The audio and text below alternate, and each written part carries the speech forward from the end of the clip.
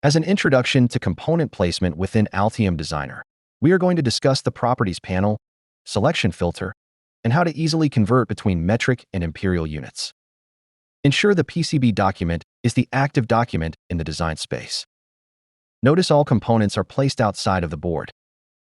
Open the Properties panel by selecting the Panels button in the lower right corner and choosing Properties. With no object selected, the general board properties will be displayed inside the panel, listing information about the overall PCB.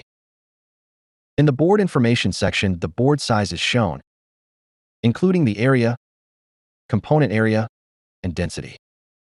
Now observe the selection filter. We can enable or disable the selection of objects types to make selecting objects in our PCB easier.